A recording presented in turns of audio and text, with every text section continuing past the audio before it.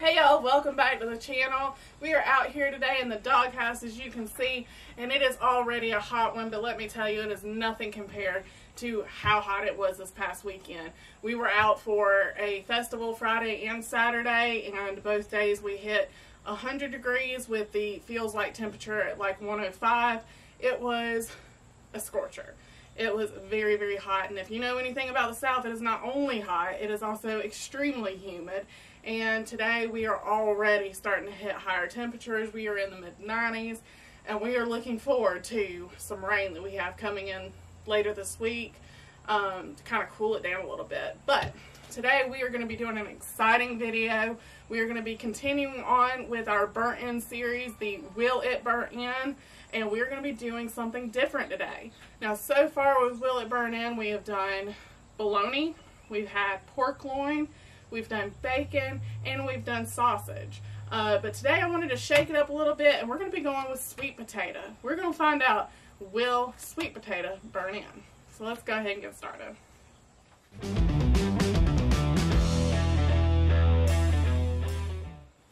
Alright, so we're going to be starting with 4 sweet potatoes. Now, I'm just kind of going in with what they had in the multi-pack. But you can do this with however many sweet potatoes you want, but we're going to go ahead and get to peeling this. Now this is a process, so I'm just going to skip forward to when I got all these peeled, and then we'll continue from there. Got all 4 of these potatoes all peeled up, so now we're going to start slicing them. I despise slicing sweet potatoes because they are so tough and they kind of scare me. But I'm going to get these sliced up, and I think I'm going to aim for slightly smaller than 1-inch pieces here. Yeah.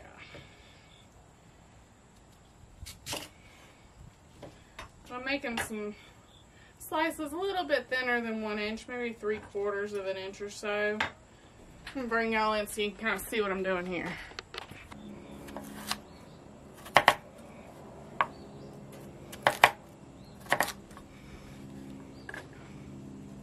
We got some little cubes, smaller than 1 inch, so, you know, somewhere around about like that. Good bite size.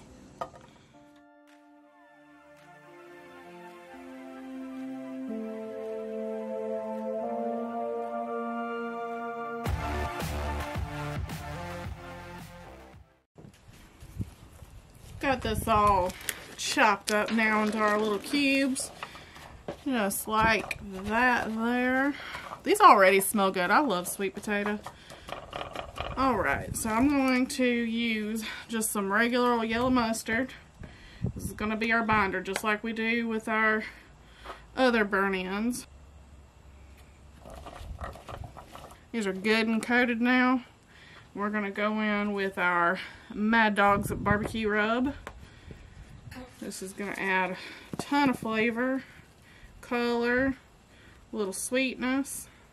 Toss them around, make sure that I get every piece coated with the rub. And then, since these are sweet potatoes, I don't know if this is going to be a smart move or not, but I think it'll go well. I'm going to add a little bit of cinnamon. Cinnamon just makes a sweet potato, and I feel like it would complement our barbecue rub really well. So we're going to, just not too heavy, just a light dash of cinnamon. There we go. Just like that. Just to kind of pull that cinnamon flavor and help enhance the sweet potato. I think it's going to go well. Sometimes you just got to follow your instincts. These look good to me. Everything is good and coated. Alright, so this is going to be going into the Traeger 250 degrees, and I'm going to let it cook for a while. Now, since I've never done this before, I'm going to have to just kind of keep a watch on it. I want it to start softening up, and then we'll come back in and we'll throw all the goodies, as Chase likes to say, all over these, and we'll turn them into some burn-ins. So I'll see you guys just here shortly. Just came out to check on our sweet potatoes that are in the Traeger, and at this point they've been in there for a little over 45 minutes. I don't want these to get too far done before we go on to the next step, because I'm not trying to make sweet potato souffle. I am trying to make some burnt ends, so we need them to hold their shape. So I'm going to go ahead and pull them off the Traeger, and we're going to get them all fixed up, and then we'll put them back onto the Traeger. So. Right. So right now, these are still pretty firm. They are softening up considerably on the edges. The center still feels like it's pretty firm.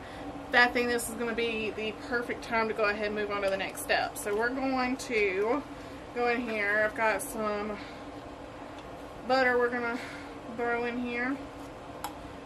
Measuring with our heart. I don't really know how much we need. We're going to go with that. Let me bring it all in where you can kind of see what I'm doing a little bit better. Alright, so we added our butter. Now we are going to throw in some brown sugar. Again, we're just kind of measuring with our heart. I brought 2 cups of brown sugar out with me. I think I'm going to use about half of it now. We'll mix it up and we'll see how I feel about it. Throw in a little bit more of our Maddog's rub. I'll stir that about some. Get that sugar coating everything. As that sugar melts down, it's going to coat everything. That's going to help tack up and get that sticky sweet finish that we want on our burnt ends. And we can't have burnt ends without our Maddog's BBQ sauce. Now here's my predicament. I was really thinking about going with our Old Yeller for this recipe. We already go in with yellow mustard for the binder, so I was like, you know what, I think that Old Yeller would go really, really well with the sweet potatoes. We normally use Old Red. Old Red also goes really well with this flavor profile and bringing in kind of that sweetness that you want with the burnt ends, and we have the sugar and the cinnamon. So both of them sounded like a good option, and then it just kind of dawned on me. I don't know why I was trying to choose, because we carry what we call mutt sauce. This is a blend of our Old Yeller and our Old Red, because we would have situations like this where both flavor profiles worked for the recipe that we needed, or for when you just couldn't choose. So now you don't have to choose. We've got the best of both worlds all in one bottle, one sauce. So that's what we're going to be using today, because that's the kind of situation that I found myself in.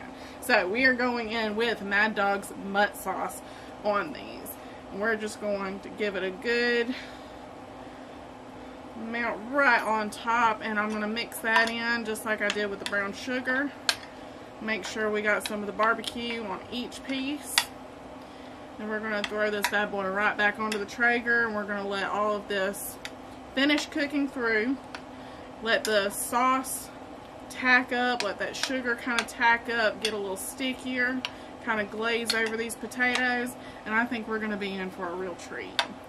I'm going to get this back on the Traeger, kind of playing against the clock too, because I got to go get my kid here in less than 45 minutes. So we're going to get this done.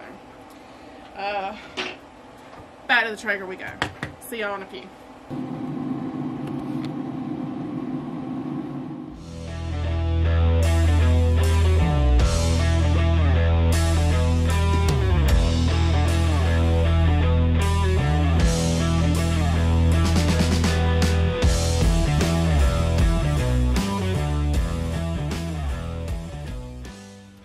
Our sweet potatoes are now off the Traeger.